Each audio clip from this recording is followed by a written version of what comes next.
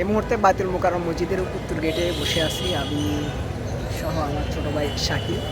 আমরা কিছুক্ষণ আগে নামাজ পড়লাম, নামাজ পড়ে ভিতরে কিছুক্ষণ শুয়েছিলাম, যেহেতু অনেকটাই গরম, ভিতরে মোটামুটি একটু ঠান্ডা বাতাস ছিল। তো এখন উত্তর গেটে বসে আড্ডা দিচ্ছি। এই সময়ের ভিতরেও 4-5টা মেসেজ আসছে। সেটা হচ্ছে অন্যান্য মেসেজ তো আসছে, মানে বিশেষ কিছু ব্যক্তিরা মেসেজ দিচ্ছে, সেটা হচ্ছে মেয়ে মানুষ।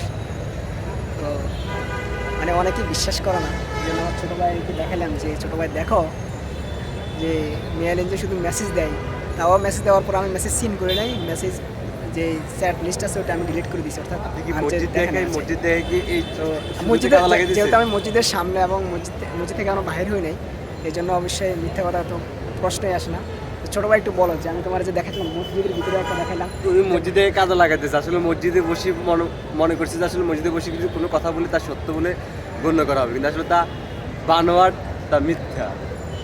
যে যেরকম কথা আসলে আসলে বিষয়টা কি, ওই সত্যি কথা বল, সত্যি কথা বল, তুই নামাজ কইলা যদি নামাজ কইলা দুলো কালি জ্বালা, আমার একটা কথা আছে না, এরকম সত্যি কথা বলে সে মসজিদে থাকি, এখানে মসজিদের মধ্যে সিঁড়ির মধ্যে বসে মিথ্যা কথা বলছে, এটার সে আর জঘন্য। একটু সত্যি কথা বল, যে সত্যি কথা বল। হ্যাঁ, আসলে আমি দেখছি যে আসলে দুটো না একটা, কে জানে আসলে কয়েকটা দেখছিলাম।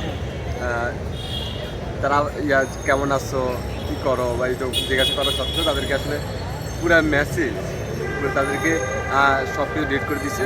তাদের চ্যাট যে লিস্ট আছে, চ্যাট লিস্ট সেখান থেকে ডিলিট করে দেওয়া হয়েছে। আচ্ছা, কি কেন ডিলিট করছি একটু বলো। আসলে একজনের জন্য বাকি সবটা ডিলিট করে দিচ্ছে, আমি এটাই বলবো। তো একজনের জন্য, আচ্ছা আচ্ছা, যাই হোক। তো ছোটো ভাই বলছে যে একজনের জন্য সব কিছু ডিলিট।